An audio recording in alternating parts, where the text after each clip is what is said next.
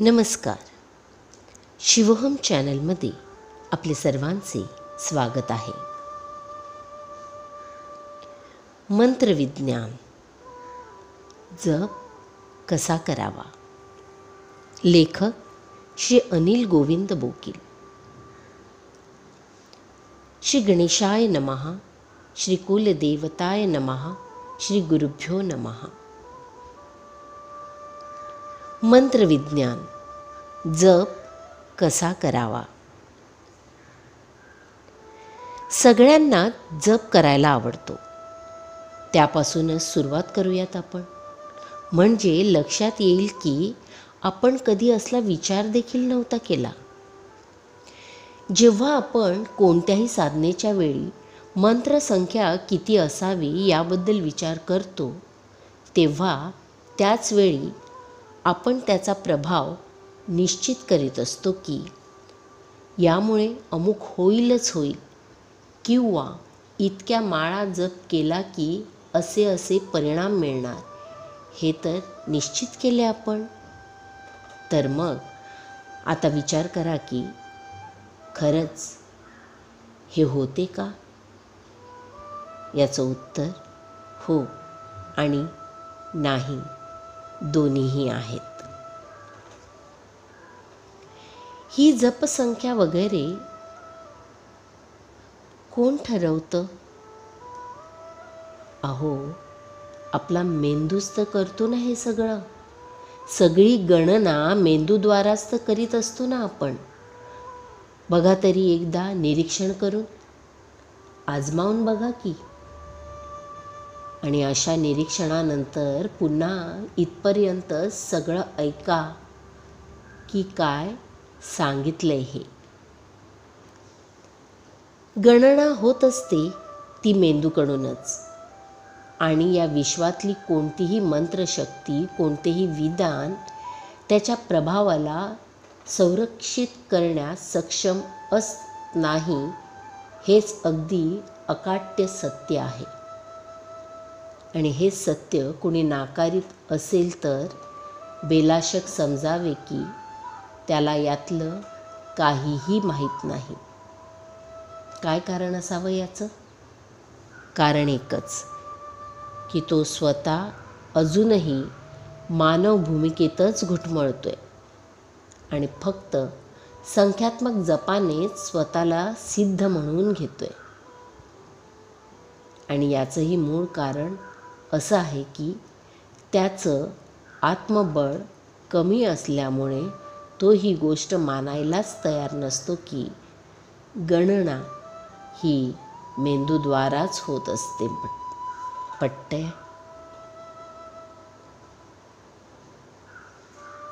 आता पुन्हा बघा की संख्यात्मक जप निश्चित केला जातोय. कोण करतंय? ही तर प्राथमिक अवस्थेतल्या साधकाचीच अवस्था असते. तोच मानत असतो ना की इतक्या जपसंख्येने मंत्रसिद्धी होईल म्हणून. आणि जर असंच खरं असेल तर, म्हणजे हे खरं मानलं तर सगळ्या सिद्धी एखाद्या पुस्तकात वा ग्रंथात अडकून पडणार नाहीत का? सोपं उदाहरण बघा.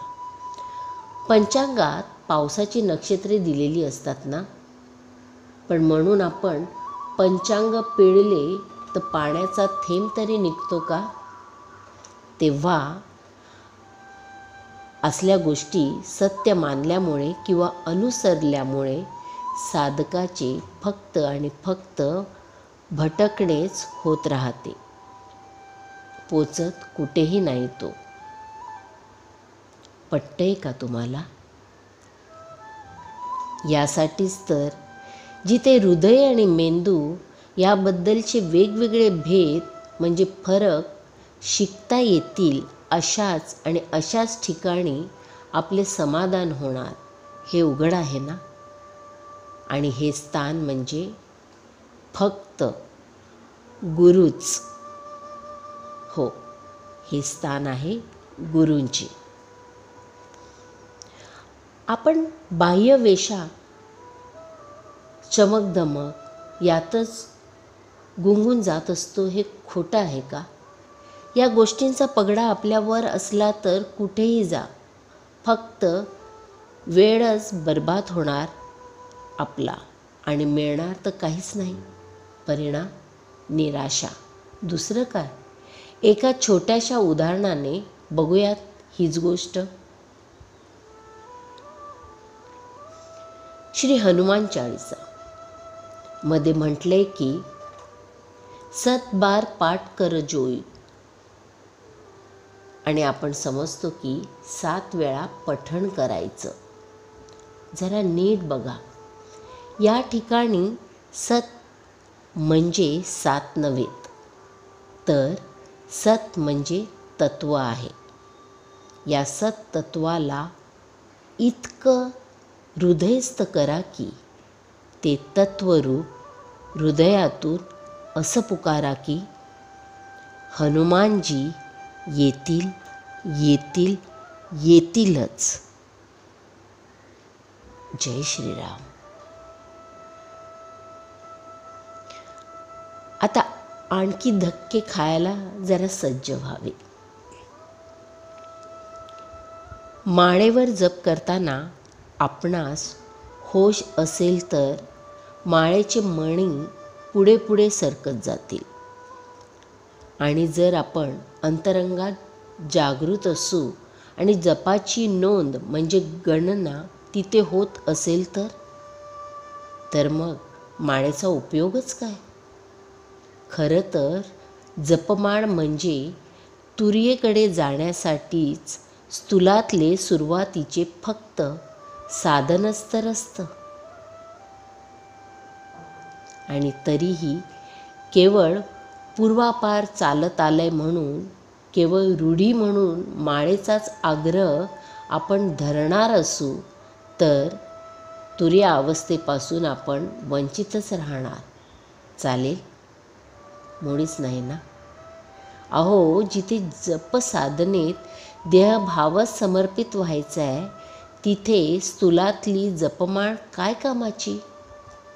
तरीही केवळ जपगणनेसाठीच आपण माळेचाच आग्रह धरणार असू तर आपलं इप्सित साध्य होणं अवघडच. आणि आपण गुंतून पडणार ते आता सकाळ झाली, स्नान, दुपार, आता अमुक इतक्या माळा जप राहिला आहे असल्याच गोष्टींमध्ये ना. मग आपली जपासाठी बसण्याची क्षमता कितीही दांडगी असो, कितीही धडधाकट असू आपण, तरीही त्या चरम अवस्थेपर्यंत जाण्यापासून वंचितच राहू ना. मग आरंभी काय करायला हवं हा प्रश्न पडतोच. तेच आता बघायचं आहे. करायचं आहे काय? तर मंत्र, त्यातले विचार, त्यातले शब्द सगळंच अंतरंगातून ग्रहण करायचं आहे. जिव्हेवर शब्दरूपात ठेवायचे. मेंदू आणि हृदयात त्यांचा आनंद घ्यायचा. एक अवस्था अशी येईल की आता मंत्र किंवा त्यातले शब्द बघावे, आठवावे लागणार नाहीत. आपल्यातच ते समाविष्ट होऊन जातील, आपल्यातच निवास करतील, त्यांचे अर्थ आकलन होऊ लागतील. त्यांचे दैवत कोणते? मंत्रातले शब्दांचे उच्चार कसे करायचे? कोणत्या अक्षरांवर किंवा कोणत्या शब्दांवर जोर आहे? कुठे नम्रभाव आहे? देहाच्या कोणत्या भागात आणि कोणत्या अवस्थेत हे जाणवू शकते? शब्दांचे गुंजन देहात कुठे होते? कसे होते? कुठे सुरक्षितता जाणवते? इत्यादी गोष्टींचे जरा लक्षपूर्वक निरीक्षण करायला हवंय. यामुळे होतं असं की संपूर्ण मंत्रातील शब्द आपल्या देहात आपल्या स्थानी विराजमान होतील. आणि असं झालं की मग याचाच एकांतात अभ्यास स्वदेहातच करायचा प्रयत्न करायला हवा आहे. हेच तर मंत्रविज्ञानाचं महत्त्वपूर्ण रहस्य होय. पण सर्वसाधारणपणे होतं असं की आज कुठेतरी काहीतरी वाचलं, केला आरंभ लगेच, मग मी अमक्याचा शिष्य, मला अमुक अमुक येतं वगैरे वगैरे काही. आणि अशा लोकांच्या अंतरंगांमध्येच तर जर शब्दांचे महत्त्व समजले नसेल तर काय फरक पडतोय त्याच्या असल्या लंबाड्या चवड्या बातांनी इतरांसाठी. अरे बाबा, गुरूंनी तर कित्येक वर्ष खर्च केलीत याच अनुभूतीसाठी, ते तरी लक्षात घे की. पण इतकं समजून घ्यायला हल्ली वेळच नसतो म्हणे. मग उपाय काय शोधतात असे लोक? तर एखाद्याला द्रव्य देऊन करून घ्यायचे. आणि हे म्हणजे असं झालं ना की भूक लागली तुम्हाला आणि तुमच्याऐवजी जेवण देत आहे दुसऱ्यालाच, पोट भरेल तुमचं यशानं? किती परखड सांगायचं अजून. असो, मंत्रविज्ञान समजून घ्यावे इतकेच. सत्य जाणून घ्याल तरच उन्नती करून घेऊ शकाल. आता पुढे बघूया की मंत्राची अक्षरे किंवा शब्द आपल्या देहात आपापलं स्थान बनवितात. का होतं असं? तर हे यामुळे होत असतं की आपलं शरीर बनलेलं असतं पंचतत्वाचं, आणि याचमुळे या तत्वांना मंत्राद्वारे आपापला भाग म्हणजे हिस्सा मिळत जातो. आणि हीच तर साधना असते की. हाच तर आपला प्रत्येकाचा प्रकृतीशी जोडला गेलेला संपर्क असतो. म्हणूनच याला आत्मशर म्हणतात. शरीराच्या कणाकणामध्ये अणुरेणूंमध्ये हा संपर्क असतो. पंचतत्वाचा निवास असतो. जप हृदयात करा, नाभीत करा, कुठेही करा. शरीरात जिथे जिथे ग्रहांची आणि तत्वांची स्थाने असतात त्या त्या प्रत्येक ठिकाणी जप होतोच. जिथे जप पोचत असतो. उत्तम मार्ग हाच की आपला जप आपण नाभीशी संलग्न म्हणजे केंद्रित करावा. तिथे तो पूर्ण सुरक्षित राहतो. म्हणून तर नाभीला योग ग्रंथांमध्ये उच्चतम म्हटले. समस्त ब्रह्मांडाची शक्ती इथेच जोडली गेलेली असते. म्हणून आता आपण नेहमी मानसिक रूपाने म्हणजे मनाने वेळ निश्चित करावी की किती वेळात किती जप होऊ शकेल.